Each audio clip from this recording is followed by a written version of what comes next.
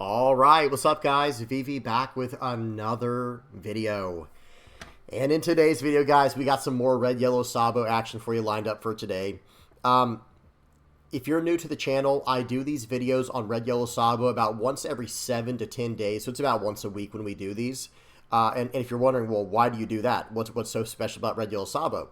Well, that is my favorite leader. Okay, here on the channel, here on the VV Theory channel, this is a leader that we've put a lot of community time into. It's become a community project, and it's just an incredibly fun leader. It's hard to explain. It's a fun leader that's not meta yet. We're always trying to make it meta over here on the channel, but it's one of those leaders that I think is just on the cusp of becoming a meta deck.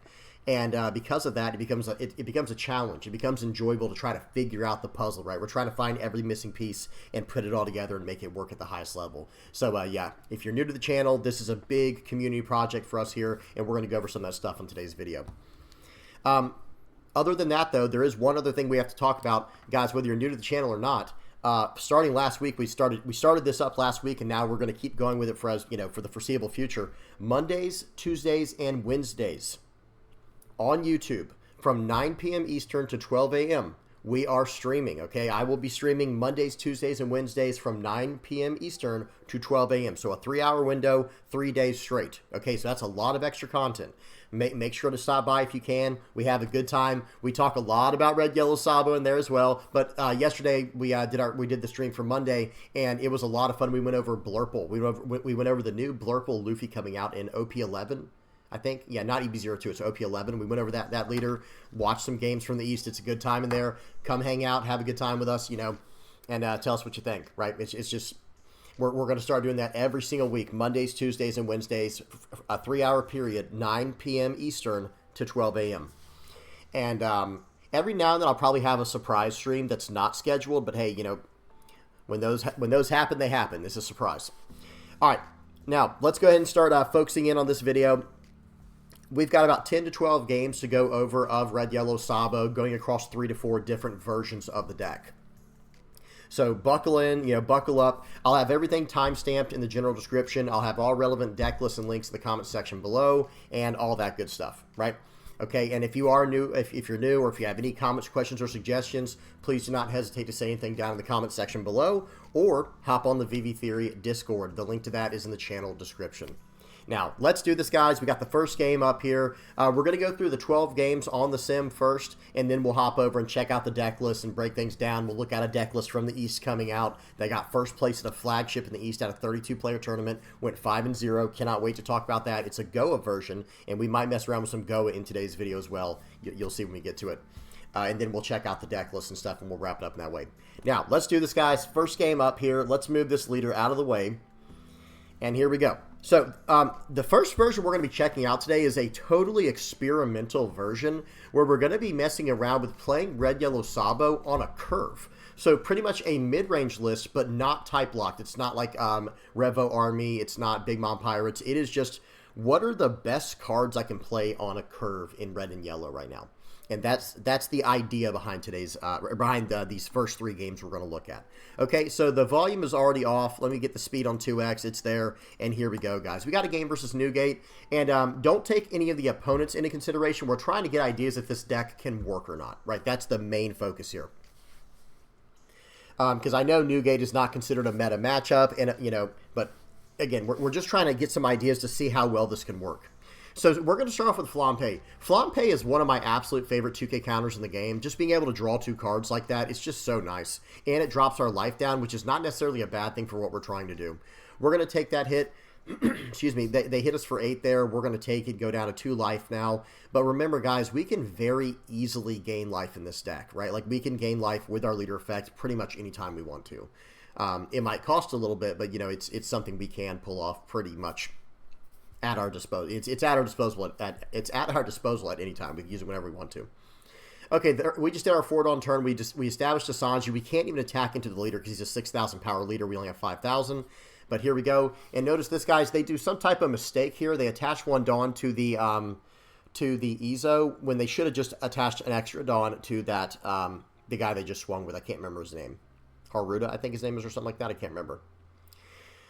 Okay, and here we go. They're going to pass the turn back to us. They lose a life for the turn with their leader effect, going up to like 8 cards in hand. We're going to go 5 into the 2-cost character. That thing should be gone. There's no reason to protect this card. It would cost so much from hand, and I still have another 5k attack to go into it if I need to. So again, they should just let this card go. That is the right call. They're going to 1k, and 1k to get out of this, I'm assuming. Yeah, and a Marco. So I don't think that's the right call. I'm going to go 5 into 3, and now Haru, I think his name was, he's gone. I slammed down a Nico Robin. We trashed the top card of his life. It was a 7-cost Newgate, which is not irrelevant, right? That's a very strong card. This guy's going to play out the ace here, and it looks like they're probably going to, they're going to swing first with the 7-cost, or the 7k. We've got some real big sequencing issues there. So let me pause and talk about this. This is not like, you know, these are just random games. Try not to judge the opponent too much. That was a serious sequencing issue. I'm just going to bring up the little chess meter accuracy I like to go by. I would consider that an inaccuracy. It's not like necessarily a blunder, because, I mean, swinging 7 into 3 means I'd have to go 2k, 1k to get out of it, and they just wanted to make sure the character was gone with only 1 attack, so that way they could attack into me to get the full damage off. But I still think they should have just gone 6 into 3, because if I'm defending that card, think about it, guys, if they swing 6 into 3, I'd have to go 2k to save the card, and then they still have a Rakuyo they could attack in with for 4 into it. I'd have to give another 2k counter, and then 6 into 3 would cost a 2k counter, 1k. Like, that card wasn't going to survive, and they could have eaten up my hand a little bit better. So I do think that was a slight inaccuracy there. But they still got to attack in. Let me take this accuracy meter off, and here we go. We're still at 2 life because we were able to easily 2k counter out of that 6k attack to life. And here we go. Let's see what we choose to do here. We can get very aggressive here, but I think I kind of like to go for the board. But here we go. It looks like we're going to go 6 into 6 here. Leader, you know, I buffed my leader by 1,000, swinging 6,000 into 6. They're going to go 1k counter to get out of that. We're going to slam down the Beckman, and we'll go 8 into 7. Let's see if he wants to give me a 2k counter or double 1k. It would probably be wise to be honest, because, I mean, he's down to 1 life. If he does not play down a 9-cost next turn, he will be down to 0 life, and what is he going to do then? He does counter out aggressively with a 1k. That was painful, right? But we did see earlier he did not have any 2ks in hand. We got through a bunch of 1ks earlier in the same way. So that's why we did that. Okay, now this person's playing a very spicy list. They're running a card called You May Be a Fool, But You're Still My Son, or I Still Love You, or something like that. And that card makes it, it's basically the 9-cost Newgate's effect, but not on the body. It's just a 1-cost version of it, and it doesn't buff your leader by 2,000, but you don't lose a life at the end of the turn from your leader's effect. However, how much is that going to matter right here, right? Because they only have 1 life. I have 2 relevant attacks coming in. They have 1 Dawn. I guess they could try to do something here. We'll have to see what happens. Again, my opponent is not in a good situation, guys. Notice this is in 2x speed. It's still taking a while. Yep, that's not going through. 2k counter out of that. Now they can swing 6 into here. We could probably just take this, or we could counter out to keep our life health and go all in on this next turn and try to win it that way. Yep, I like just taking this here. I think that's fine. We top deck a dragon. That's a pretty decent top deck. And yeah, this is going to be nasty here. We're going to come in for 6. Okay, we're going to come in for 9. Or hang on, I pause. So I was trying to do the math. I was like, wait a minute. So what I could do is I put the 2 Dawn on the Nico Robin to put her at 8. So I could actually go, you know, swing in for 9 with the Nico Robin, put that into life, swing in for 11. There's pretty much no way out of it. That's a brutal situation to be in. Good game to my opponent. So notice the curve, though, that we were trying there. We went into the 4-cost Sanji. We went into the 6-cost Nico Robin. We went into the 8-cost Dragon, maybe not in that specific order, but there is some potential there, right? And that's the idea behind this deck going on a curve. Okay, so that was red, yellow, that was against Newgate. Hang on one second, guys. Let me find where we are. There we go.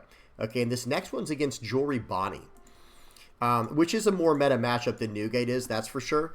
But again, we're just trying stuff out here, right? We want to see, you know, this list might be especially good against something like Bonney, to be honest. So it's not the greatest indicator of like how good the deck is, but it could show some potential. Okay, they're going to play out a Jory Bonney, the 1-cost here. I don't think we're in a rush to attack at life. We're running the Nico Robin as is. So, you know, why not just get the full effect from that? We got a Shirahoshi a turn late, but hey, that's probably fine against Bonney. So we'll swing 5 into 1. They let that go. We'll play out the Shirahoshi and we'll pass turn. We'll probably very aggressively counter out with this, because otherwise he's just going to tap it down. So it ended up working as a 2K counter, so that worked out very nicely for us. We're going to swing for 6 and a 5, see if he takes this. Bonney usually takes very aggressively because they want to save counter in hand for their 8-cost Eustace Kid, which I agree with. That is the right strategy. They're going to 2K counter out very early though. Okay, well, we're going to play out a Nami, we're going to pop the Cavendish, and we're going to pass turn. And we actually would prefer them counter out early, right? That keeps I am running Gadatsu in the list. That keeps my Gadatsus even stronger. They're going to swing in for 7. They played out the carrot. That's going to stand a Dawn at the end of the turn. They swing in for 7. We're going to take that, and we can very easily pop this card now. And that's another reason why against yellow, you absolutely should, use your, how do I say this? You absolutely should, pause. I'm sorry, guys. I'm just stuttering like crazy because I'm about to do a play here. You should not counter out early as Bonney against a yellow deck in case they're running Gadatsu. Now, okay, there's something going on here. Watch this. The reason I didn't actually, how do I say this? I'm going to protect the character that they rest. So in other words, what I was trying to play around here was if say I swing in with my with my Nami, if I swing in with Nami, right? Then what I would actually do in this situation, if they rest, okay, I'm messing everything up here. If I swing in with Nami and they rest my leader, well, it's not a big deal. If I swing in with Nami and they rest my Gadatsu though, well, I can't save both, right? That's my idea. So here's my logic. I'm going to swing for 6 with my leader. I have a Dawn attached to the Nami because I was about to do another play. Now, they can choose. Who do they want to tap? They probably want to tap the... Now I'm forcing them to tap the Nami, right? And that's the card that I want on top of my life. However, if I had swung 7 with the Nami first, and then they rest the Gadatsu, that's what I'm actually trying to play around because I don't want them to get my board. That was the logic there, just to give a heads up. Some people might not agree with this play, but hey, that's why I did it. Okay, so we swing in for 6. Very good. Now we're going to push it out, so I know it's safe. It's in my life. It has a trigger to pop a 5 or less, and we're doing fine. We got Gadatsu on the board. He's an 8K, but that doesn't really matter. But I guess at the same time, it does matter in case they played out Hody Jones here. It'd be easier to defend him. Okay, they're going to play out a Cavendish, get 2 Dawn back from a 5 Dawn play. They're going to play out a Baby 5, and then they're going to search with it. I think they searched up another Baby 5 that I couldn't quite see, and then they play out a Rosinante. Okay, well, guess what? That Cavendish, he's not safe. The Cavendish is not safe. So we're going to go -3 to the Cavendish, -2 to the Jory Bonney. Now, they are going to be able to rest down a character, but who are they going to rest down? They rest down the Gadatsu. So, okay, again, what I should do here, I actually don't push it back to life, but I was going to say what I could have done there is actually push the Gadatsu back to life, and now I wish I had, right? So I'm looking at this play in reverse here, or like in hindsight, and I wish I had done that. Okay, but my opponent just does a very odd, very peculiar play there, not attacking into my board, so I'm able to pop his Rosinante with my Nami. He has 1 Dawn active, but let's see if that even matters here. Okay, so I think we're just going to do a nice, clean 10 into 8 here. This is going to tap down my leader. Doesn't tap down my Gadatsu, which is very interesting. Okay, we have 8 Dawn still for the turn. So he's going to use that. We're going to play out the dragon. Watch this, okay? We're going to do things a little bit differently than you might expect. We're going to attach 2 Dawn to our leader, I believe, right? We'll attach 2 Dawn to the leader. This is going to allow us to push our Rayleigh back to life and swing 11 into 8. And that makes our dragon harder to deal with. Swinging 6 there plays directly into a 10-cost Doflamingo, and that is something to be careful of. But again, what does that matter to me at this stage of the game? That they're definitely not in a good situation, right? Because these are still bodies on the board, right? These bodies are still relevant. They're going to swing in for 5. Do we greedily take this? Looks like we're going to. Yep, we're going to take this.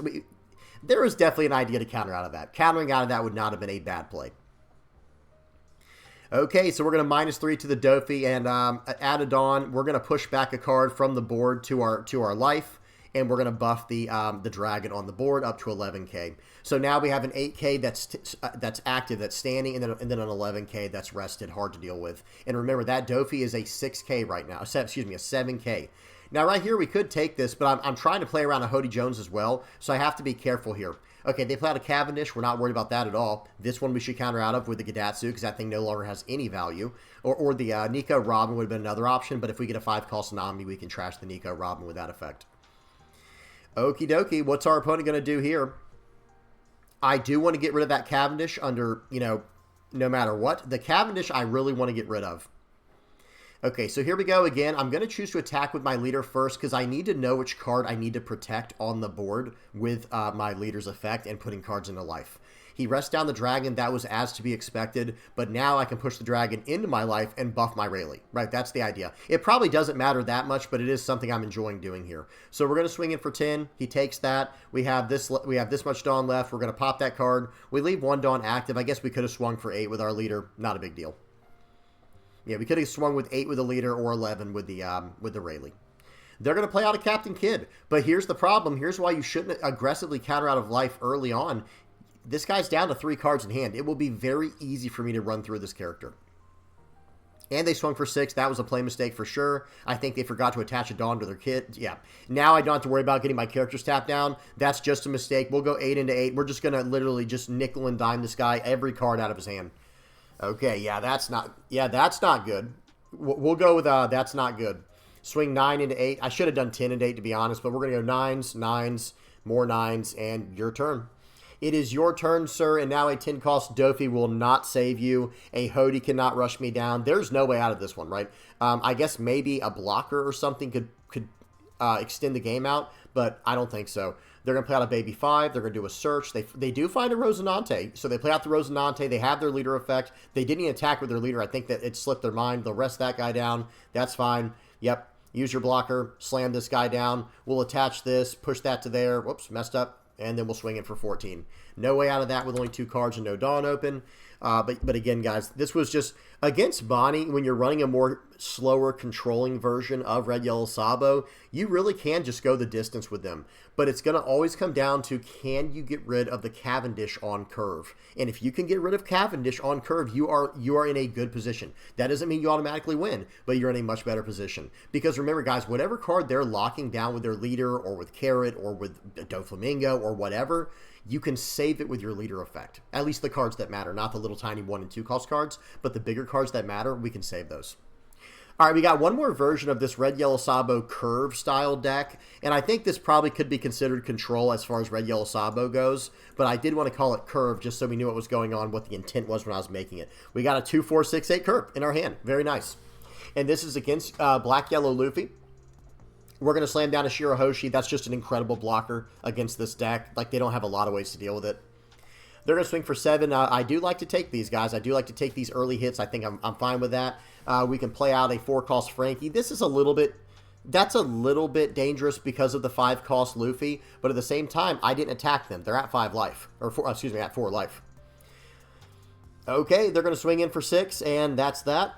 And we go ahead and counter out of one of these. We take the other. We're going to play this. We trash their top life card. It was a Gecko Moria. That's annoying, right? They don't like to see that. And let's see what they do here. Hiyori's going to set their top life card. They choose to just keep the card. They don't even reset it. They want to go down to 2 life, which is very smart. We get a Nonami there, but we're not going to pop the Hiyori. We're not going to waste anything on that.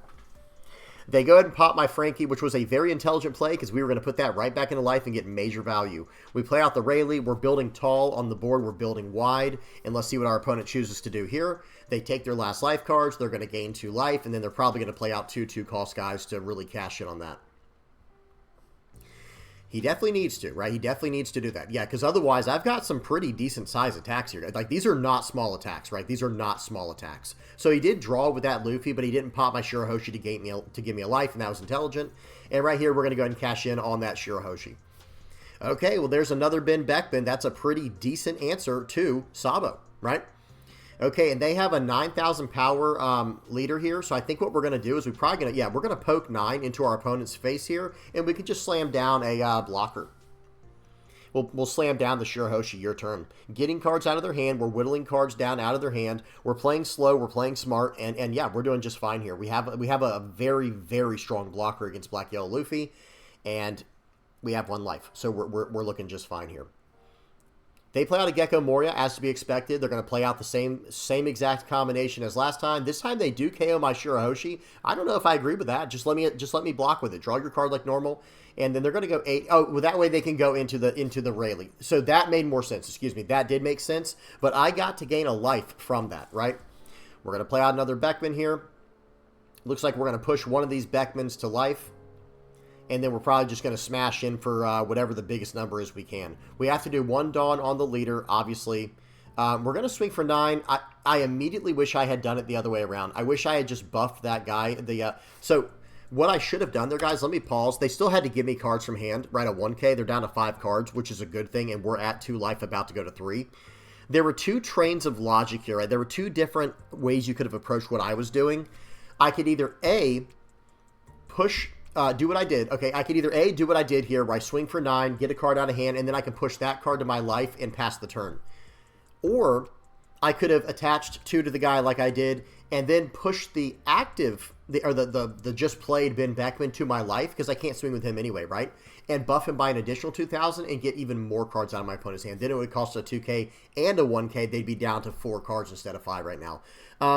It depends. Like, this way saves my board better, where they have to keep playing out cards to go up to 9,000 power, or I just punish them.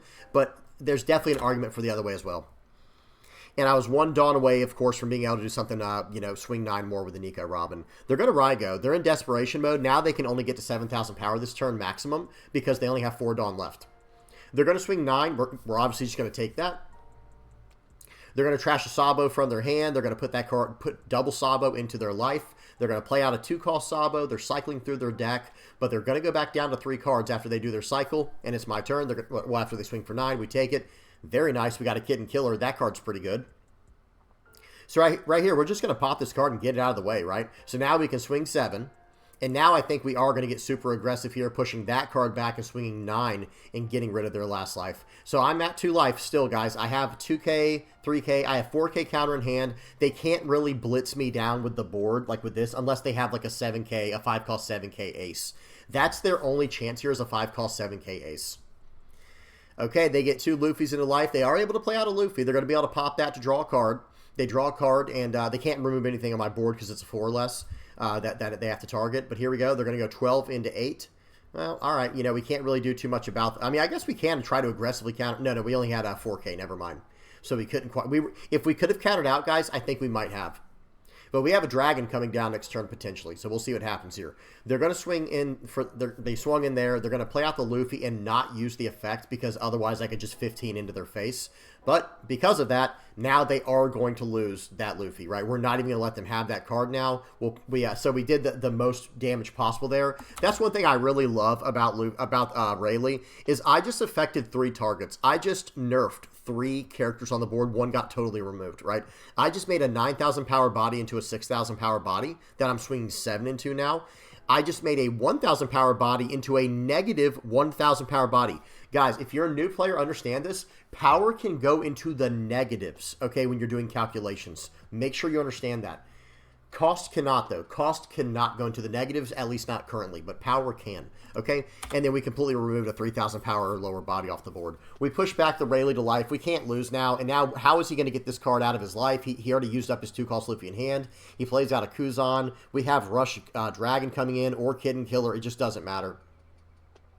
He'll swing 7. We're getting out of everything. Like, now we've completely pulled away with the game. We'll attach 2 there. We'll attach 2 there. Whatever. Swing 9. Swing 9. He only has 2 cards in hand. Even if he had double 2K, Pauls, he can't get out of it. GG. That was really well played game by my opponent. But it got to the point where, guys, the nice thing about running this version of the list, which feels very controlling, is we have so much removal. And we're playing on a curve. So it's like, okay, I've got my 5 costs... Nami's popping 5 costs or less. I have my Ben Beckmans popping, 6,000 power characters or less, and it's trashing them. So even if it's a Sabo, don't care. You're not going to get any value from it. I'm just going to play my body. That literally gets rid of yours, and it's bigger. So it works out perfectly. Okay, now, next game. So that was it for the Red Yellow Sabo. I called it Curve because I was trying to follow a nice 2, 4, 6, 8 curve. And not 10, because, our leader effect just doesn't allow us to do things like that. But now we're going to go over to a version of the deck we have not messed around with in quite some time, okay? We have not messed around with this version in quite some time, and it is Goa. That's right, guys, Goa. All right, first game up here is going to be against Boa Hancock. Volume is off. Let me get the speed up to 2x, and here we go. Boa Hancock, guys. This is... or I don't know why I said Boa.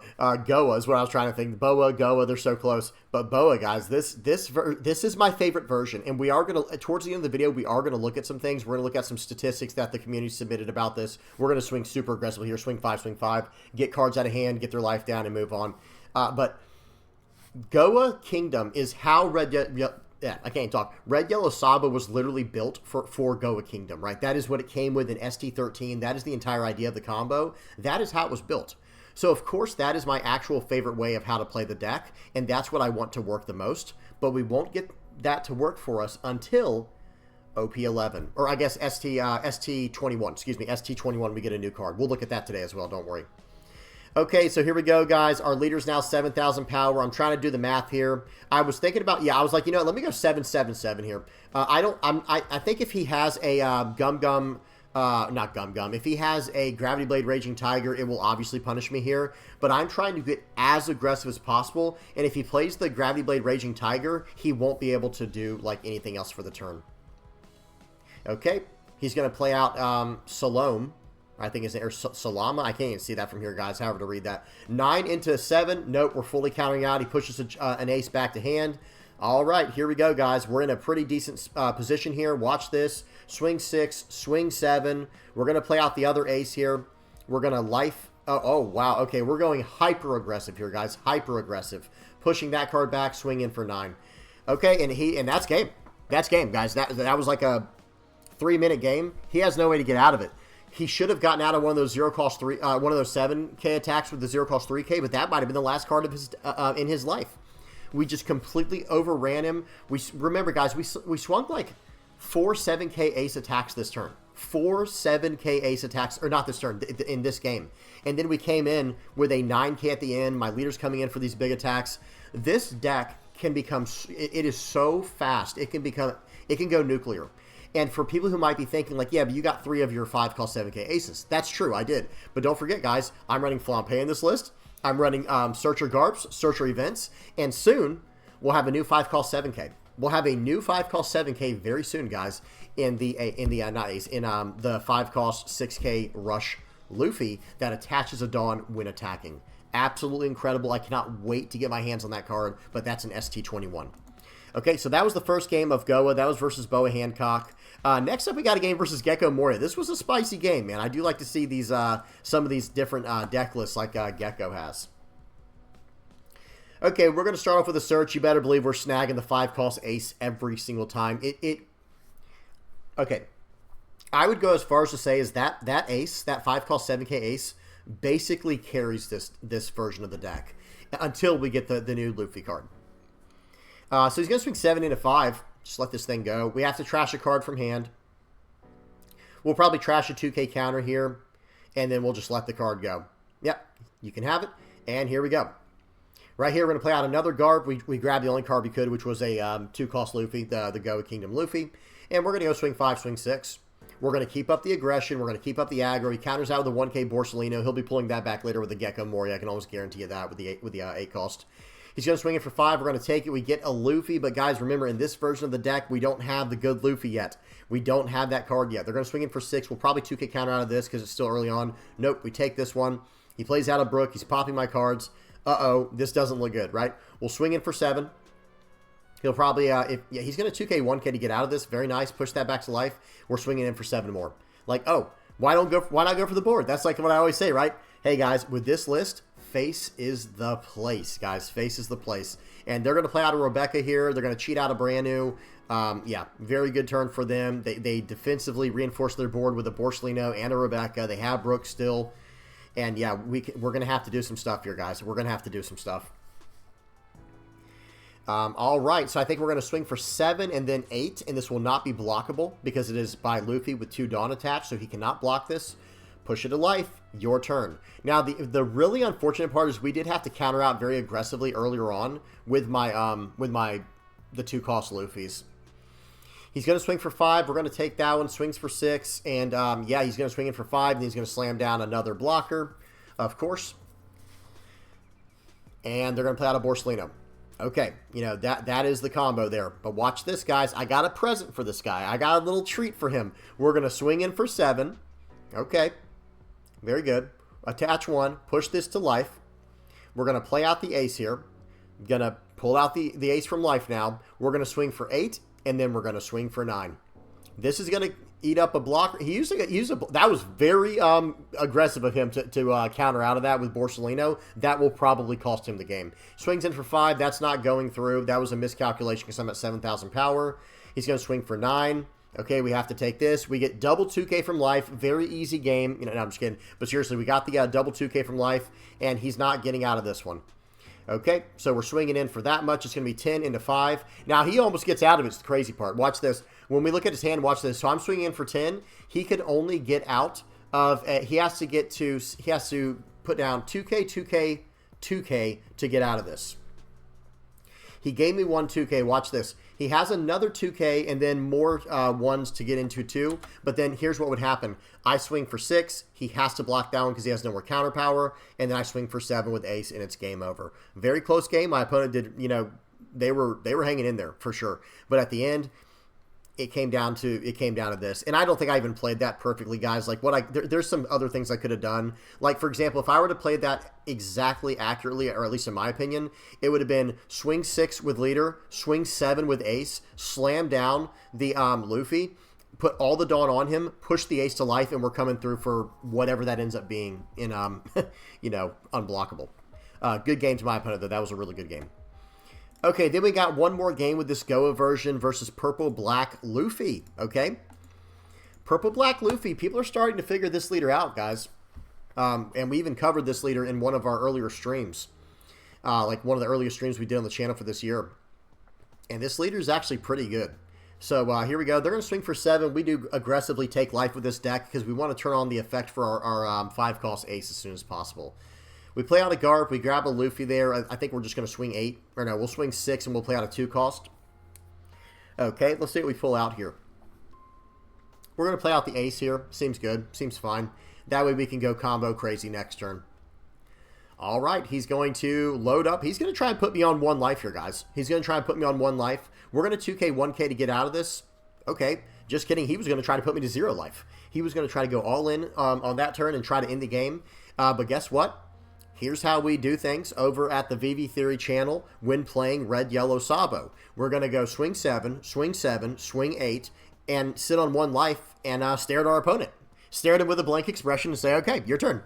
Do you want to keep going? Do you want to keep going at this rate, right? Do you want to continue with the aggressive route? Because we are good at that. And the answer is no, they don't. They said, oh, okay, I see how strong or how aggressive your list is. Let me go ahead and raise you a blocker and say your turn, right? They're going to swing, of course. But remember, guys, after you play out the 2-cost characters, this is an 8K into a 7. That's an easy 2K counter. I just counted out of 8 with a 2K counter.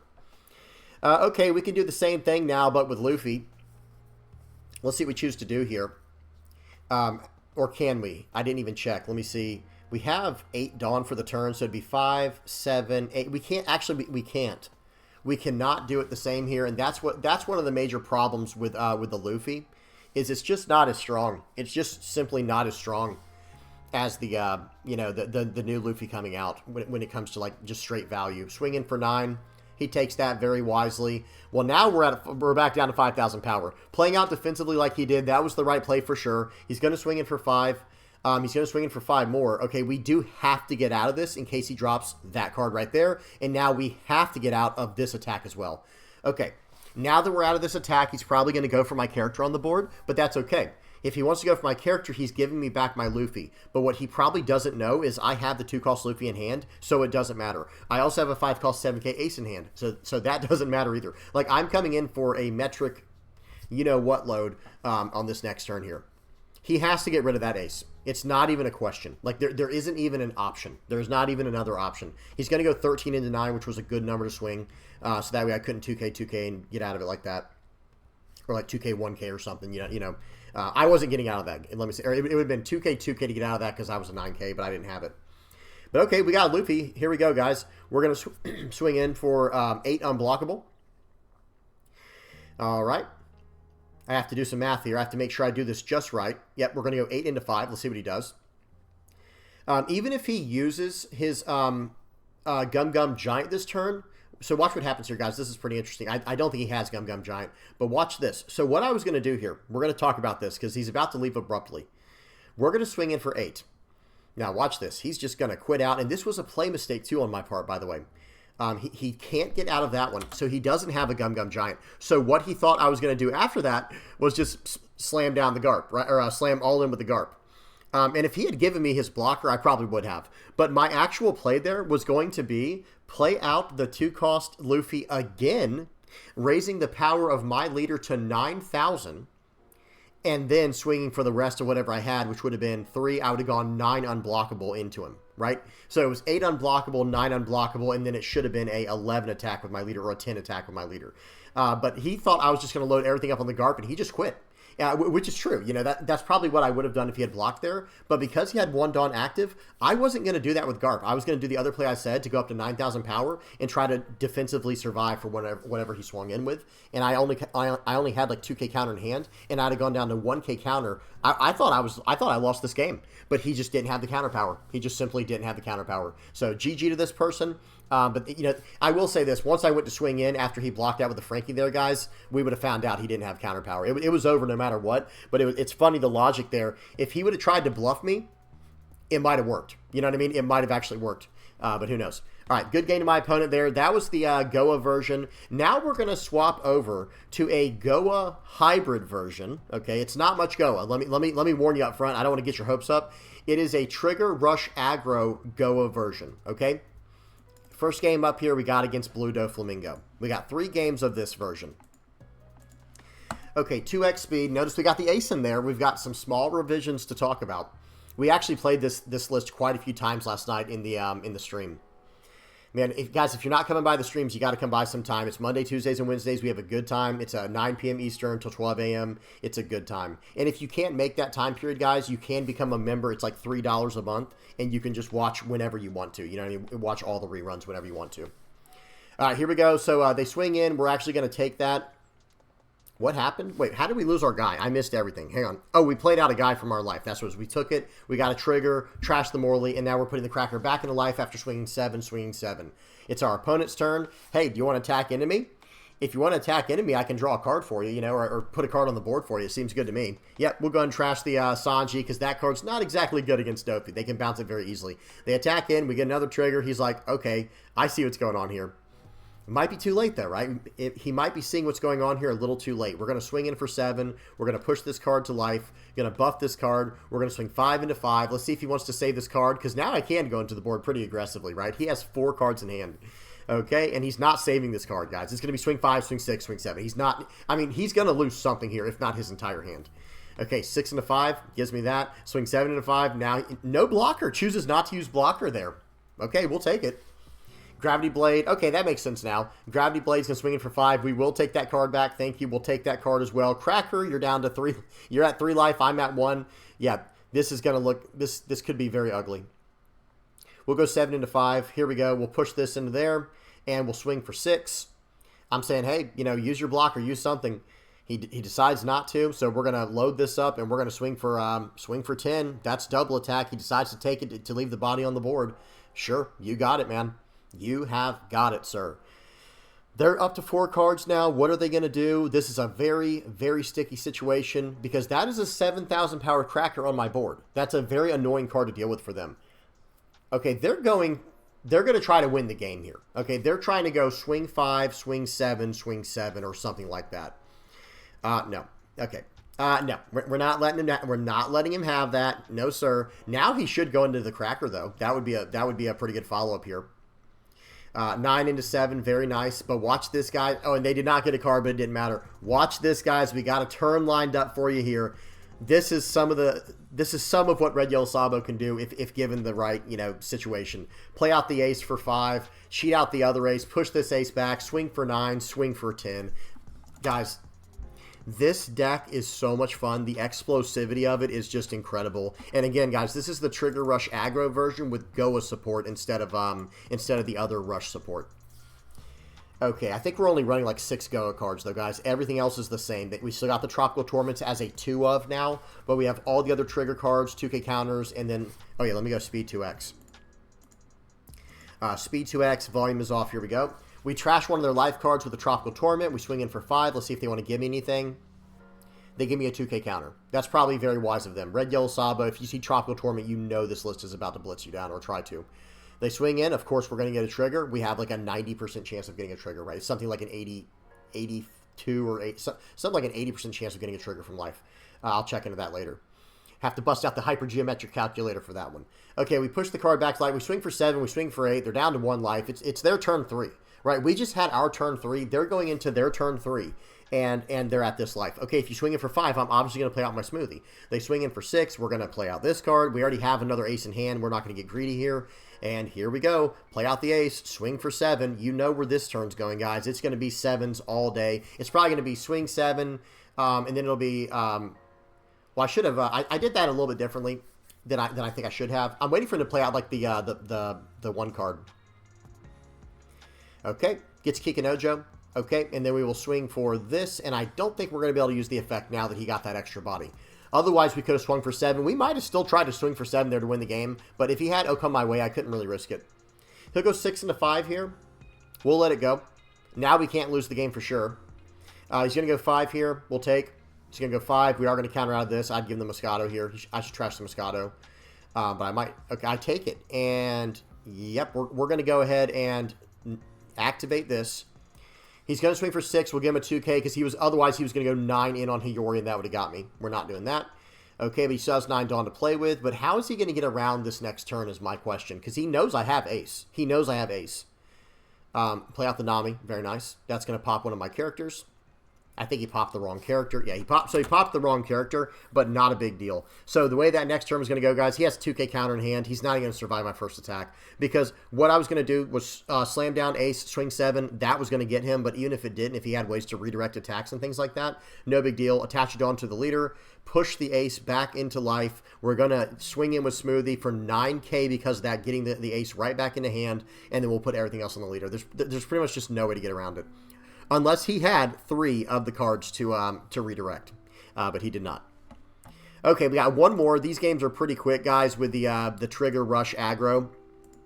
But here we go, guys. Let me go speed 2x. The volume's already off. This is against Kaido. Kaido and like Nico Robin are probably this deck's worst matchup, like absolute worst matchup. Green Yellow Yamato's kind of tough too if they know what they're doing.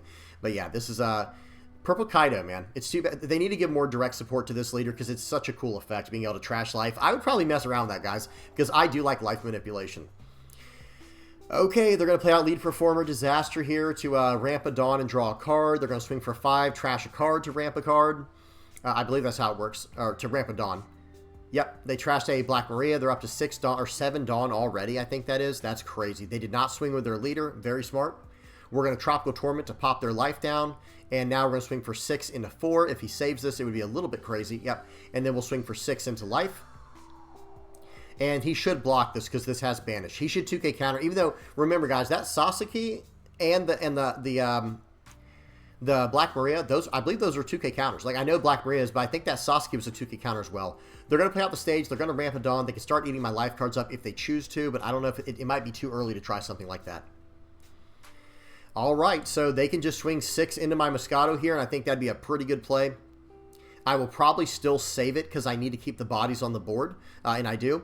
And now we can start going for life again. We can keep going for life. We'll swing 7 into 5. What do you want to give me? He gives me a blocker and no 2K counter. That's a good sign for us. We will slam down the Sanji here, push this back. I could have waited. That was bad sequencing, but I should have, I don't know. We definitely should have waited because this deck could be running something like Top Knot to get rid of stuff. All right, my opponent's turn here. They're going to play out the Charlotte Linlin, the 9 cost. That's going to push the Sanji back to my life. He's going to gain a life, and that's very annoying, right? Because I'm trying to rush my opponents down, right? That is my goal, is to rush my opponent down. But hey, they start gaining life, pushing my characters back to life. The good news about this list is I can save each one of these characters. All right, we're going to swing for 7 here. We're going to develop a double 4-cost body so we can start putting on threats here, start putting on some, start intimidating my opponent a little bit. Okay, let's see what we do. We're going to play out the Cracker. We're going to play out both Crackers maybe. No, we're going to play out the Smoothie first so we can start getting cards from hand. I don't know if I should have played out that 4-cost Cracker. I guess I could, though. Like, the 4-cost Cracker that I played down, I don't know if I should have played that one versus the other one, but I do have more life than my opponent, and this card can help me go down in life and save the card on the board. So I think it probably was better from a tempo standpoint. All right, what are they going to do here? They have 5 Dawn left. They did another Lead Performer Disaster to draw a card and cycle. Now they can start trashing my life cards with their leader effect and using Black Maria in the stage to get straight back up 8 Dawn per turn. Excuse me, 6 Dawn per turn. I can't count. Yeah, and this is a very, very good interaction for them. Yep, they're back up to 9 Dawn. Seems good. Their leader effect only costs 7. So they're at the stage they want to be at in the game if they can somehow keep that card alive. They attack in. They know I have nothing but triggers.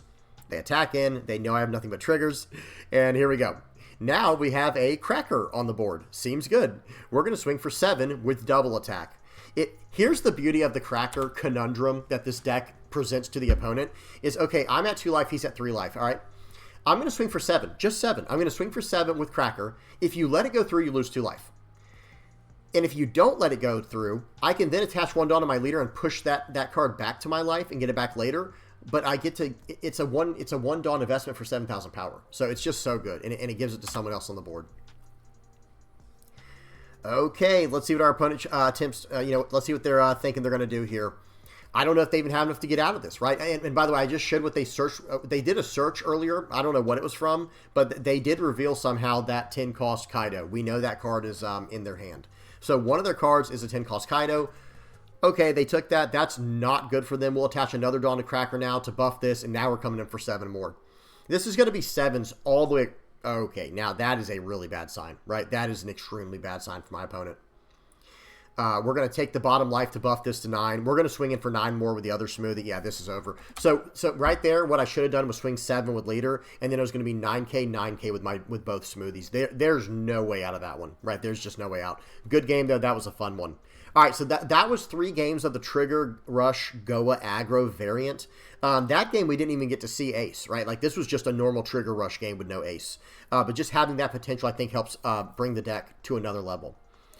Okay, and what else? So now we are going to go over... We actually have 4 more games left, okay? We're going to go over... No, we have 3. Okay, we have 3 games. Well, we could have 4. We could go over this Revo game. All right, we'll do 1 game of Revo and then 3 Trigger Rush Aggro games. Okay, here we go. All right, so this first game up here, how are we doing on time? 47 minutes? Okay, I think we're fine. So this first game here that we're doing a single game here. This is the Revo Army version of the list. This is a pure 100% mid-range type locked Revo Army based list right here. Every card is Revo Army. So you can't whiff with your searches, but you can whiff on a 5-cost Ivankov because that's searching for specific things to cheat into play. All right, so we swung for 7. They did aggressively counter out. We're going to take that hit. Unfortunately, we couldn't get our Karasu into play from that. We have to have 5 or less life between the 2 of us.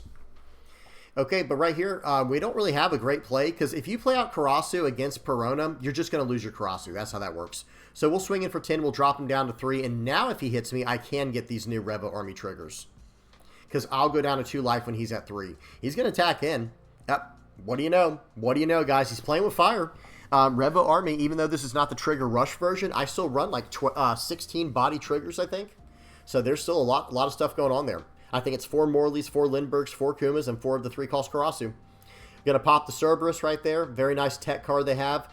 And here we go. Now things can get very ugly. I'm going to swing 7 into 5, and now I can just keep recycling that card into life. Okay. We will. Are we not? We're not in 2x speed, guys. I was like, man, my hand is moving very slowly. Okay, that looked a little too normal. Sorry about that, guys. We almost forgot. We're only a minute and a half in, thank goodness. But here we go. We push back the Kuma to life. What are you going to do? He's going to swing 5 into 4. You got it, bud. You have got it. Because next turn, we've got either a Dragon play lined up or an Imperial Ivankov. We have so many things we can do here, guys. We also have a Koala in hand, but I don't think this is the right matchup for that. This ain't the right matchup for all that. All right, we're going to go in for 8 here. Let's see what he gives me. Perona runs a lot of 2K counters, man. Like, most people would be having to take these hits. He's going to take that one. And should we push it back to life? I don't know, but we did anyway. We pushed the Dragon back to life to save our life a little bit. We'll take this hit for free because we just did that. And now we can just keep slamming Dragon over and over again, going 9s and 9s at him. Okay, he's going to swing for 9 more. That means we get this card into play, but he is going to be able to rest it with the leader effect. He's going to be able to play out another 8-cost Moria or a 4-cost Ryuma. He's running Pedro in this list. This is like a hyper-defensive list he's running. Okay, plays out Pedro. Interesting. Okay, let's see what my opponent chooses to do here. We have a lot of options now. We have a lot of options in hand.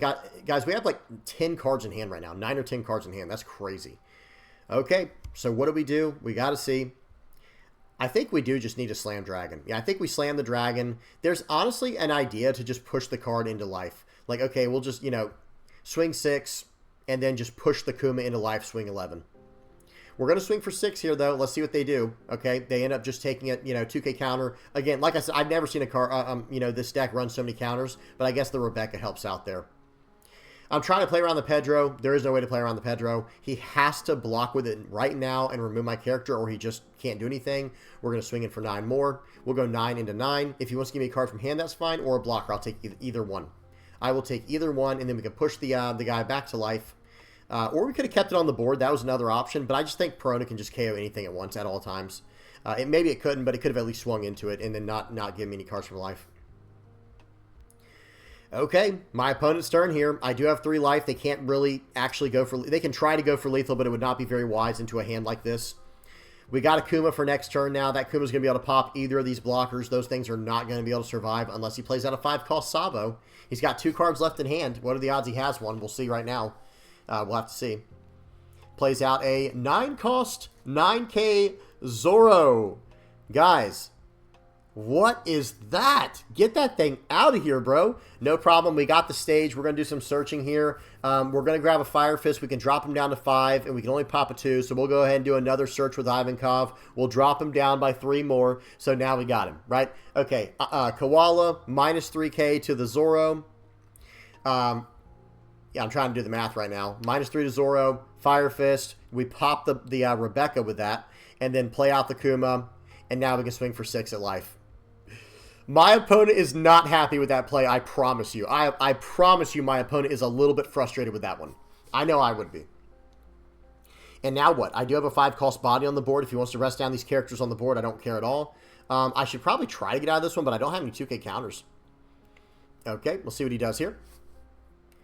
Yep, swings for 9 into 5. We do get a trigger. We do love to see that. I did want to get rid of the Koala in case I needed to save it for next turn, but so that's why I get rid of the Karasu.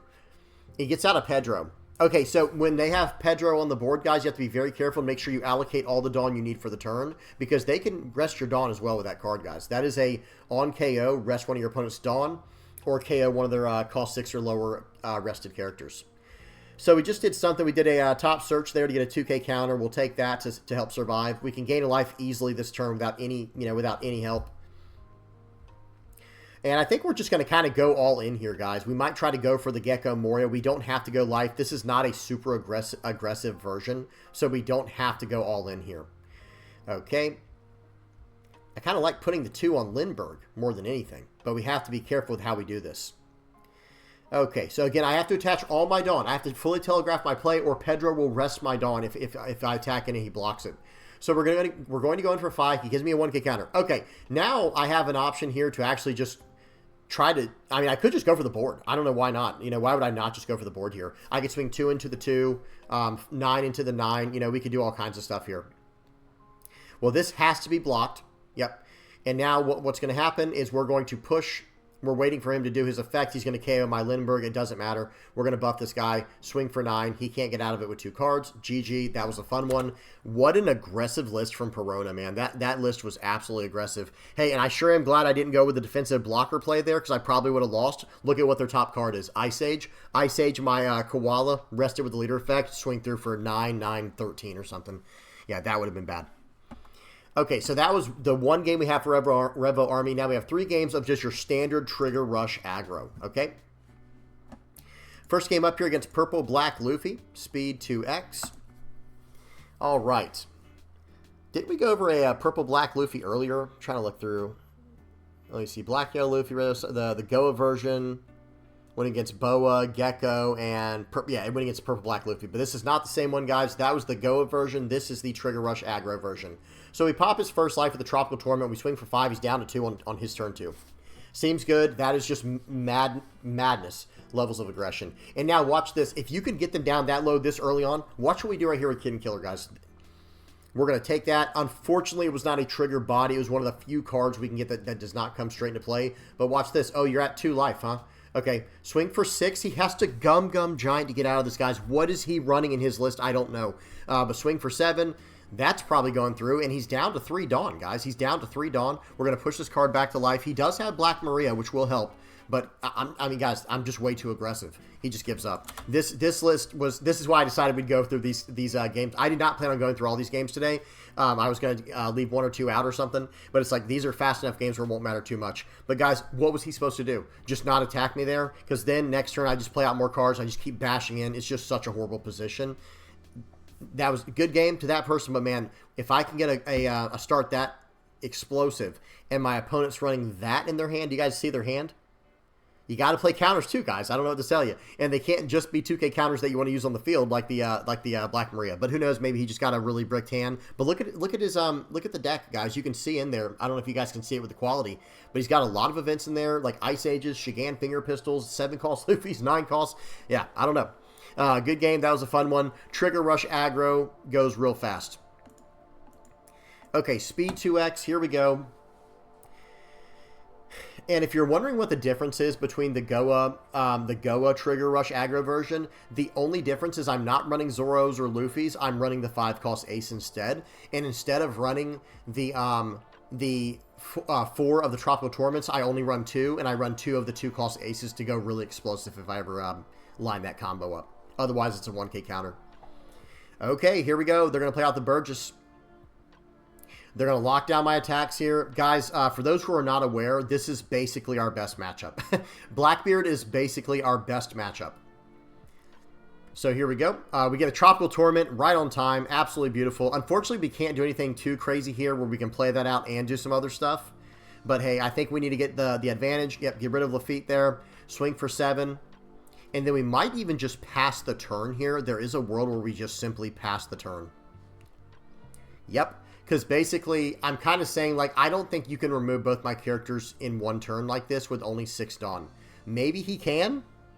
There's one. There's a Shigan Finger Pistol. Now, let's see if he has, like, an Ice Age or something that he can get rid of the other one with. No, he can't. Okay, and that all we wanted to do was save one of them. So he swings in for 7 there. We're going to get a trigger, obviously, because that's the entire deck is a trigger. We're going to swing for 7. We're going to push the Satori back to life. We're going to swing for 7 more.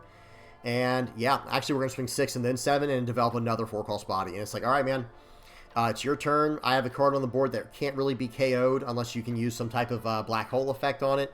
And I don't know what you're going to do, but yeah, that's for you to figure out.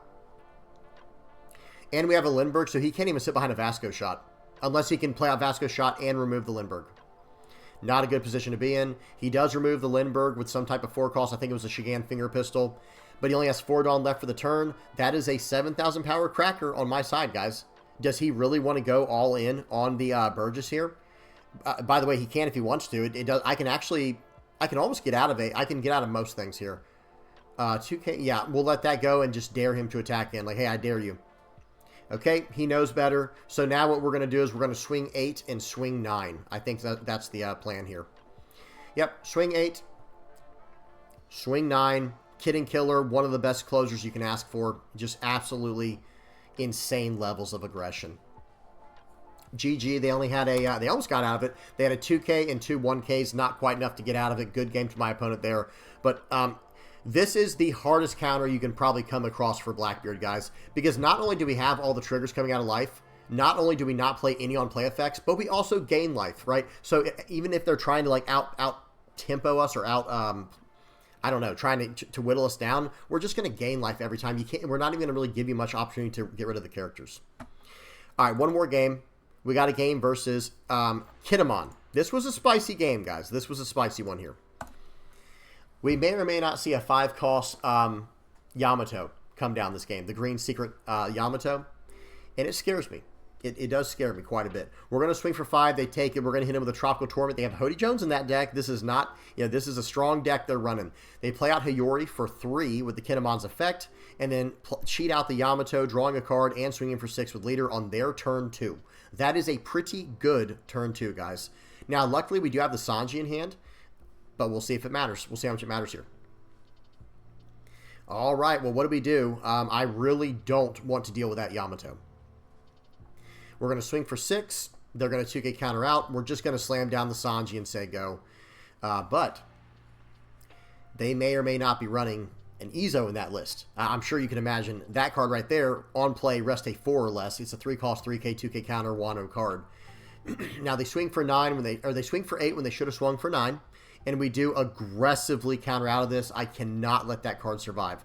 So right here, guess what we do? I'm sure they're running like the Paradise Waterfall or Paradise Tatsua or whatever it's called, the one that stands. So I'm like, all right, either have it or you don't. We're swinging 12 to 5. You're going to have to get out with 7K. He can't save it. Your turn. Okay, now I don't care if you attack me now because we're going to get nothing but triggers from life. But yeah, that card had to go, guys. Anything that has banish has to go. We can't survive. Okay, swinging for 5. They're going to swing in for 8. Hopefully it's a trigger that we can play out. We get a Moscato. Nice, it has banish too. We'll take it. Okay, so I think we're just going to gain life. We're going to swing 9, swing 9. This has banish. Can he survive? Yep, there's that Paradise Waterfall. Again, that's like a very well-known card for them to run. And we're going to swing 9 into 5. This one should get through. Now what are you going to do? What is he going to do now? If he attacks in, I get the Moscato. Okay, he locks me down, but that doesn't actually matter, does it? Oh, man. Then we got a Kid and Killer. Hang on. Pause. You know, we'll play this out, though. We'll swing in for 10 so he knows what's coming. And then we're going to do that. And now what do you do? We're at the point now where he has to win in 1 turn, but he also has to play out blockers. Okay, he's going for it. But, yeah, it doesn't matter. So if he doesn't have a rush, if he has a rusher here, he could have potentially gone for it, but bad news for him, my last card's a Sanji. So there was just no way to get around it. Unless it was a Hody Jones, but then he wouldn't have done it in that way, right? He would have gone swing 5, swing 6, swing 8, swing 8, swing 10, and by that time I'd have down what I need. Good game to my opponent. That was a fun game there. Now, let's go ahead and hop over to the deck list that we were running. And actually, I really want to go over some of the other stuff first. Before we even go into that, guys, first I want to show off a list that was from the East. This is a flagship from the East. It's running the new ST21 Luffy. Pause and read this card, guys. Pause and read this card if you don't know what it does. If you're not an auditory learner, you're more of a visual learner. This is a 5-cost, 6,000 power character, no trigger. Or I mean, no counter, excuse me. It has rush. 5-cost, 6K rush is already pretty good for what we're trying to do. But then it has when attacking, give up to one of your Rested Dawn cards to your leader or one of your characters. So you can give it to him while he's attacking, and he'll be a 7K before it hits. And then you can life him very easily with the leader effect if we're running Red Yellow Sabo, or you can give the Dawn to your leader and do other shenanigans with that. There's so many different things you can do with this. Very, very powerful effect. I'm a huge fan of this card. What else? So that's the main card. That's the only card we need. Look, notice this list, guys. This is a Red Yellow Sabo list. We have all of these cards outside of this card right here, which we'll talk about in a second, and the new Luffy card. That is the difference that one card can make sometimes, guys. One card can make the difference sometimes and push a deck into the next tier. I'm not saying this is necessarily S tier or anything like that just yet. We have to see what happens. But what I'm saying is, like, I think it pushed it out of like B tier and into A tier. Like, you know, something like that. We'll have to see. At least this Goa Kingdom version. So here's the thing, guys. This is the other card they're running. It's a 3-cost, 3K, 1K counter with on KO draw a card. But it has your turn. This character's plus 3,000 power. Here's why that card is nice. And by the way, both of these cards are Straw Hat. Like this Nami card, which is actually called Sanji. It's from the Punk Hazard stuff where it's like Sanji in Nami's body. This card and the other Luffy, these are both Straw Hat cards. This one's also a 4 Emperors card for what it's worth. Unfortunately, it doesn't have Supernova. Oh, man, that'd have been cool if it did, but oh well. But anyway, so where was I? So the Sanji, that looks like Nami.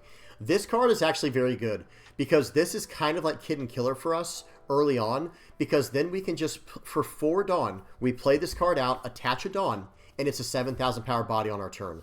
Well, now we can attach a Dawn to our leader. So for a 5 Dawn investment altogether, we're going to push this to our life and give another character plus 2,000 power until the start of our next turn. We swing for 6, we gain the life like I said, and go about things that way. Or if we get it early in the game, slam it down on turn 2 as a 3-drop, right? And then we can swing for 7 with it and protect it and put it into life. So this card does add a pretty decent, advantage to what we're doing with the deck. It's kind of like the early game version of Kid and Killer, and I think that's something that we should work on more with this list. Is like, so early on we can just play this out, you know, for a quick 4-cost 7K body when needed. But late in the game, I think the 4-cost 7K Kid and Killer is just too good to not include, and there is room in this deck to make that work. Because notice how many 2K counters there are, guys. 4, 8, 12. This is a 2K counter promo card from way back, you know, way back when the game first came out. And then 3 koalas. That is 15 2K counters. In fact, let me run through the list real quick, and we'll talk about that. 4 Garp, 4 Ace, 4 the 2-cost Ace, 4 the 2-cost Luffy, 3 Koala, 4 Sanji, 4 Luffy, the 2K counter, 4 Zoro, 4 Kuma, 4 Satori, 2 of the unblockable Luffy, 4 of the new Rush Luffy, 5-cost 7K Rush Luffy. I'm just going to call it a 5-cost 7K Rusher, guys, because that's what it is in this deck. 4 of the 5-cost Ace, 2 Blaze Slice. I'll pause this so people can read this if they need to. Actually, I'll read it real quick. It's main or counter up to one of your leader or character cards gains plus 1,000 during this turn. Then, if your opponent has 2 or less life cards, rest up to one of your opponent's characters with a cost of 4 or less. And trigger, you can rest to 4 or less. This card's actually very, very strong in this list because think about it, guys. If you're going up to 7,000 power with this Ace or with this Luffy, all of a sudden, you can go up to 8,000 power, and that destroys your opponent's math. It's just like how White Snake is, right, for blue. Like, where it's like, okay, I'm going to swing in with a bunch of 7s. Okay, but if they do one White Snake, that's now just, now it's like you're swinging for 6s. And it changes the math, and it makes it that much harder to swing in. So this card is actually very, very good, guys. It's up to one of your leaders or character cards and gains plus 1,000 power during this turn. For the entire turn, it's a main or a counter, and it rests a 4 or less. If your opponent has 2 or less life. So that's it, guys. Oh, and then 3 of the 3 brothers bond to do all the searching. And remember, guys, that's why they're running this 2K counter searcher. Number 1, it's a 3-cost card. If you attach 2 Dawn, it becomes a 7. Notice the theme here, guys. This Sanji becomes a 7 very easily. This Luffy becomes a 7 very easily. And this Luffy in particular is searchable by 3 brothers bond and by Garp. So you have a 2K counter searchable card, which is very important. Another card I would consider over the Koala is actually the 5-cost 5K 2K counter Sabo, because it would be yet another card searchable, and it's a card that can manipulate your life if you need to. Because there could be an option like late in the game where it's like, okay, what I'll do here is, you know, I'm not going to go through the examples. Y'all know what I'm trying to say. It can do a lot of tricks, so that is another option here. But the Koala does help us fight for the board. It's still a very good card. Okay, so this is a list that went 5-0. It got first place in a 32-player flagship tournament in the East. I don't know how good the people were that they're playing against, but that's not super relevant. The point is it does have a lot of potential, and I can't wait to mess around with this list even more. Okay, so good stuff there. Now, we're going to go check out the red-yellow Sabo blinding light here. We're going to look at the results real quick and see how things are going. Let me go down to 200% zoom, and we'll see how things are. We have gotten more results. Let me push my head up for this part so you guys can actually see down here. There's that. That's fine. So watch this. So I'm going to highlight all these and look at the bottom right corner under my right under my camera. This is about 1,200 results.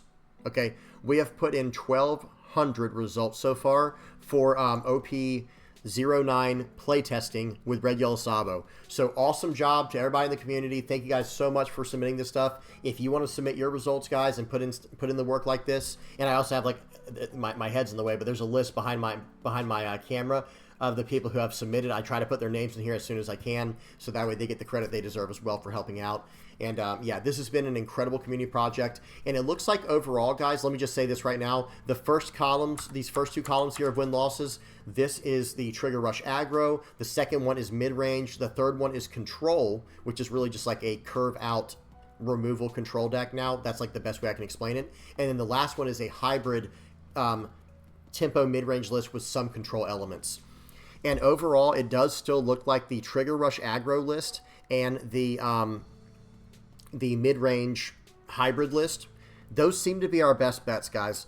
Especially, like, look at these results against Bonney. Like, look at this, guys. Out of 33 results, it looks like we're 28-5 against Bonney. Very, very strong against Bonney. I'm going to go through those first. Like, all the hybrid stuff. It looks like we finally even have a good result against Katakuri with this list. It looks like we're 12-5. I'll take that every time, guys. It used to be so bad. Enel is rough. We're only it looks like we're 13 to 16 against them. Not terrible, very doable. But let's go up a little bit more. Some of these we don't have a ton of results in still, but that's okay. But look at this, guys. Against Lucci, it looks like out of 32 games, it looks like we're 19 and 13. Preferring to go first. We're 12 and 7 going first, 7 and 6 going second. That's not that bad. Against Smoker, looks like we're actually pretty favored. Out of 12 games, we're 9 and 3, doing pretty well. Going second, 4 and 0 so far. We'll see if that. We still need more results, guys. You know, when you have like under 20 results, it's kind of hard to really give a definitive like, oh yeah, it's for sure working. You know what I mean? But let me say this against Blackbeard, guys. Against Blackbeard, out of 33 results, we're 30 wins and 3 losses. It is just a massacre. Even if we go over to the Trigger Rush Aggro version, they are 44 and 2 against that list right now. It is a massacre. So if you don't like Blackbeard and you have a lot of Blackbeards at your locals, you might want to bust out the old Trigger Rush Aggro Red Yellow Sabo list and teach them a thing or two. You could tighten them up real quick with that one. Red Purple Luffy, again, let me go back to the mid-range hybrid list. Out of 28 results, it looks like we're 17 and 11. Not bad, because Red Purple Luffy is getting stronger and stronger, guys. It looks like Purple Luffy we're doing very well against, guys. Out of 64 results, we're going 47 and 17. That is not bad. This is considered one of the top tier decks in the meta, right? And we'll go back to Doffy in a second. Don't worry, guys. We skipped over that. And then against Shanks, out of 118 results, it looks like we're, what is that? It looks like we are 73 and 45. Again, a top tier deck seems good. Now against Doffy, this is arguably our best list against Doffy that is still competitive, because I don't think the control deck is quite there yet. The control list absolutely pummels Blue Doffy, guys. I'm just going to be honest. The control list right now, let me see real quick. We're not going to talk much about the control in the mid-range list. Yeah, 39 out of 39 games, we're 29 and 10 versus Doffy with the control list, because you just destroy everything they play and just life it. They don't even get to get rid of it. It's just, you know, you play out Nami to pop their card, and then if it doesn't go away, it's a 5-cost character. If it doesn't go away the next turn, then we're going to put into life the following turn, and guess what? When they attack in, they lose another character. It's just so strong in that way, and you're on the Rayleighs in a list like that, and you're on the Ben Beckmans. It's catered to beat that deck, to be honest. But that's the control version. The hybrid control version is not quite as consistent, but it's still doing pretty well, especially going first. Check this out, guys. Out of 125 results, you see under my camera, right? Out of 125 results, we are 68 and 57. That's not bad if you consider how good of a deck Doffy is right now in the current meta. And if that's your worst matchup out of all the meta decks, think about it. Against Shanks, we're doing very well. Against Purple Luffy, we're doing very well. Blackbeard, doing very well. And then Doffy, we're doing pretty well too, you know, going first. This is a serious, this deck is something you should seriously consider if you want to play off meta and have a chance at a bigger tournament. Our roughest matchup, so Black Yellow Luffy, by the way, as well, we only have 6 results in, but I think our Black Yellow Luffy matchup has never really been our struggle, to be honest, guys. It's never really been what we struggle with, because we can fight fire with fire. We can gain life too, and we can go wide, and we can manipulate their life and stuff like that. I'm not really worried about the Black Yellow Luffy matchup. I think it will, at worst, become a 50-50, so that's at least doable. But it looks like our absolute worst matchup, hands down, is actually an L. Out of 29 results, we are 13 and 16. So, I mean, that's still about a 40-60. You know, it's basically a 40% win rate, 60% loss rate. That is not even terrible, right? I think player skill can probably make up for a lot of that, and just decent pulls and maybe even teching the deck in certain ways. But I will say this, even though we have a better win-to-loss ratio with the Trigger Rush Aggro version, I think the hybrid control list probably has the most potential. Especially if you're high rolling for the day, like if you're getting really good pulls for the day, it might be our best deck. But who knows? Maybe the Trigger Rush Aggro version is as well. So now we're going to hop over to that and talk about that. So in Shanks, we have 65 games logged, and out of those 65 games, 42 wins to 23 losses. So that is very good into Shanks, especially going first. Looks like we're basically a 2-to-1 win-to-loss ratio. Against Purple Luffy, we are 86 games in, and let's see how this one is. 57 and 29. So again, almost a 2-to-1 win-to-loss ratio. The Trigger Rush Aggro version, guys, it is brutal. And if you're going first, look at this, guys. It's basically a 3-to-1 win ratio. A little better than that. But if you're going second, it's not as good, but it's still like a 60-40 in your favor. Red Purple Luffy, this deck is very strong against that. They're 13 and 4 into that list. Blackbeard, like we already said, they're 44 and 2. It just demolishes Blackbeard. It's not even a close game. Against Smoker, 10. It's 8 and 3. Not too bad. Lucci is rough. It is 34 Out of 34 games, it's 18 and was it 18 and 16? Hang on, I got to move my mouse over so I can do this. Yeah, 18 wins to 16 losses. Not bad. It's rough, but it's not terrible. It's I would consider basically a 50-50. I think the Lucci matchup for the Trigger Rush aggro version is like a 50-50. Oh, that was what I forgot to mention too. For the mid-range hybrid list, guys, it's 19 and 13. That's pretty doable, right? That's pretty good, especially going first. It seems favored, pretty favored. But then versus Blue Doffy, this list does struggle. Out of 44 results, it looks like it's 25 and 19. But again, that's not exactly bad. So I don't know. It's really hard to say, guys. All of these lists are doing very well, but I do think that the Trigger Rush aggro deck struggles a little bit more into Lucci and Doffy, and they're two of the bigger monsters in the format right now. So you got to be careful with that. And the same thing. So with Enel, it's the same idea here. It looks like the Trigger Rush aggro version is actually doing fairly better against Enel, though. So there are 13 wins to 10 losses. And then against Katakuri, they're 10 wins to 5 losses. So not too bad. Bello Betty, though, becomes much closer because it becomes who's more aggressive. Whereas when you look at over here for the control version, it's pretty much a blowout because it's the same idea with Doffy. It's like, I can just starve you. Whatever you play, I'm just going to remove. And whenever you do attack, I'm swinging into it. And then you're not going to get to swing back into my guy. Actually, I'm going to gain a life in the process. So it becomes very hard for Bello Betty to deal with.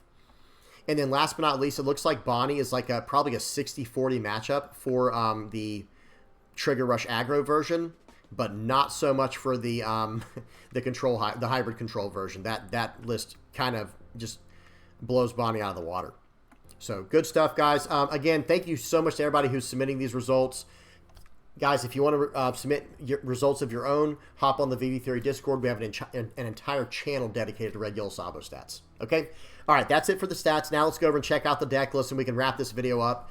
So this is the Goa Kingdom version deck that I was running earlier. That was the games versus Boa, versus Gecko, and versus Purple-Black Luffy, the first Purple-Black Luffy game. This is the list I was running. It is nothing special at all. There's nothing special about this list. In fact, I want to replace so many cards so quickly, but I just can't because we have to wait. And this list, I think, will eventually become what we saw over here with this. I will basically just be copying this list over, but I'm not running the 3 koalas. I will not be running that. I don't know if I'm running the Zoros either. I mean, I think Zoro's a good card, but I don't think that's what we need with what this deck is doing. Because now we have the 4 aces and the 4 the 4 aces and the 4 Luffys, 2 sets of 4 5-cost 7K rushers. That's literally all we need, right? And we're good. So I'll probably still run 2 of the 5-cost aces because it's just so good at cleaning out matches. But I think what I'm going to do instead of this Zoro, or maybe instead of this koala, we'll see. I got to mess around with the numbers. I'm definitely putting Kid and Killer into the list. Kid and Killer is going into this list, and I'm just going to blitz people down as hard as I can. And yeah, that's that. It'll be a wrap from there. So we'll see what happens, though. I can't wait to get my hands on these cards and have fun with this list. But for the time being, this is the list I was running. Let me move my camera down now. There we go. This is the list I was running. 2 Kid and Killers, I think, is like the perfect number. You only want 1 per game, and then you can start cycling it like crazy. I am running Zoro in this version because, again, we don't have the aces. I don't like this ace that much. I was just running it to have more searchable targets for Garp. I did like the 2K counter Luffy. Let me bring up Luffy real quick. I did like the 2K counter Luffy that they were running, this promo one, the Supernova Straw Hat one. We'll have to mess around with that idea later. But yeah. That's about it. I'm not going to talk too much about this list because I've gone over it so many times. Pause and read this. I'll have it linked in the comment section below for you to copy and try out for yourself if you want to run it. But just remember, guys, we already kind of talked about it with the other Goa version we looked at. It's all about recycling these 5-cost characters that can just be pulled out of life with the 2-cost counterparts. Good stuff. I absolutely love this version. It's so much fun. Now, what I'm feeling currently, though, is going over this Trigger Rush Goa list. This is the Trigger Rush Goa list. I mean, I call it Goa literally because it has 6 Goa cards. It's not really a Goa list. But I will say this. When we get access to the new 5-cost Rush Luffy, there might be an argument to literally just go, what would that be, 4, 8, 12, 16. Just go straight up 16 of the Goa stuff, which would be the 4. Actually, we could just go, hang on. Maybe we just go 12. Maybe 10 or 12. Maybe we just go 10 or 12 of the Goa stuff. Like go like 5 of the 5-cost rushers, you know what I mean? Go 5 of the 5-cost rush cards and like 4 of the whichever one we choose. Actually, no, hang on. Hang on. What we could do is go 3 of the Rush Aces, 3 of the Rush Luffys, and go 2 of each of the their counterparts, the little 2-cost counterparts, and that would be 10 cards. And then maybe we just go 40 cards deep into triggers like this, and there might be something there, guys. I'm just saying, you want to talk about brutality, total lethality, like, because that's what we're running currently, by the way. There are 10 cards in this deck that cannot come to, that will not trigger into play, right? 2 Kid Killers, 2 Aces, 4 of this ace, and 2 Tropical Torments. That is 10 cards that do not come into play from life. Everything else does. This one is situational, but we're stuck with it because it's a 2K counter body that comes into play. It's all we have right now. I wish we had something better. It is what it is. But other than that, that might be the direction to mess with for the deck in the future, is like this Goa Kingdom hybrid variant version of the list. Because in the version I just said, yes, we will go down 1 trigger technically if we remove the Tropical Torments. But think about how much more aggressive we will be in the mid-game, where we don't have to just drop down a 4-cost or a 3 or 4-cost character that just doesn't really do much. We'll see. We'll see what happens. I'm not saying it's all set in stone yet. We'll have to mess around with it. But I really want to know what you guys think about this list. I think I'm onto something here. Speaking of which, this is the Trigger Rush version that I was running. Let me just show the original version that Ricky G was running. This is his original version that we got the idea from. But now, since he has removed Inarashi and Kikunojo, and he's gone up more Big Mom Pirates cards. I think he went up 3 Parasparrows and 4 of the other something else. Some other 4-cost.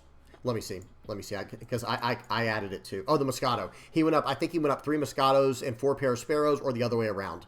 And that's the version I think he's running currently. But this is the version that I prefer, where it's a little lower to the ground. It's not running the 10 costs. I get the idea behind the 10 costs Goldie Roger. I'm just not a huge fan of it personally. I would rather just like fill multiple bodies out on the board and go about things that way. But Goldie Roger can definitely win you games. There's no doubt about that. But yeah, here's the list, guys. This is the one I was running for the Trigger Rush version. Nothing's changed. I haven't changed anything from it. I've been working more on the Goa Kingdom hybrid variant. But I will show off one more thing too. This is the Revo version. This is the Revo version that people are playing, or that I was playing. It's just a straightforward Revo list. Nothing too special here, but I will link in the comment section below. And let me see if I missed any others. I did the Goa Kingdom version, the Revo version, Trigger Rush Aggro, and the Goa Trigger Rush version. Yeah. So I think that's it, guys. Those are all the lists we run over. This one's my favorite. I'm going to be honest. I'm not saying it's the best list. Let me show you guys a standard hybrid list real quick. Well, hang on. So this is like the original 75-25 list that I came up with, that we were basing the hybrid, like, it's like 75% roughly. I'm not giving an exact number, but I'm saying it's like anywhere between like 70 to 90% Revo Army, and then the remaining percent is control or utility variant. Control and utility cards like Bonney, Nami, Nika, Robin, stuff like that, rushers, things like that. So that's the hybrid version that we were talking about when we were going over the statistics.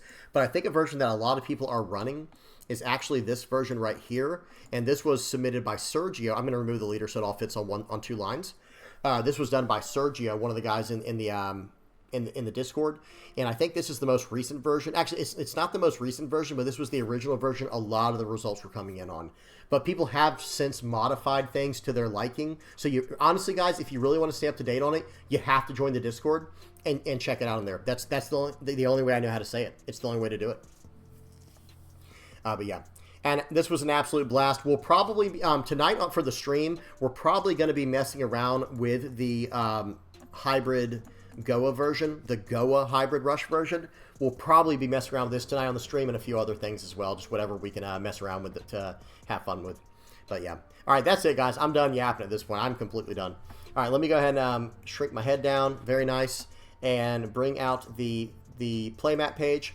Big shout out to everybody who supports the channel, guys, whether you're liking, subscribing, sharing, commenting, viewing, whatever you're doing. Thank you so much. Guys, if you're just hopping on the Discord and being a part of the Discord, being a part of the community, or if you're submitting results for Sabo or submitting results for 3C2L, I love seeing all that stuff. 3C2L, by the way, for those who might not know, that's another game mode that we created kind of based off the Commander idea in the Singleton format. So yeah, definitely check that out when you get a chance as well. But if you're doing any of that stuff, guys, however you're supporting the channel and the community, I appreciate it so much. Thank you so much, guys. Big shout out to the VV Pirates playmat supporters over here. Thank you guys so much, and hope you guys are enjoying your playmats. And then last but not least, I still have to work on the members page, guys. That is a project to work on because of how it changes so much every single, it's been changing so much frequently, or it's been changing so much recently that I have to find a better way to track that. But thank you to everybody who's a member on YouTube. Thank you guys so much. And then, of course, to the VV Pirates patron page, people who literally just donated money to help out, like for no other reason, just trying to help out, trying to keep the dream alive. These guys are the absolute goats right here, trying to keep the dream alive and, keeping the channel going. All right, I'm done. Hope y'all enjoyed. Appreciate everybody for stopping by. Thank you guys for all the support again. If you guys have any comments, questions, or suggestions, please do not hesitate to put those in the comment section below. And yeah, until next time, guys. Peace.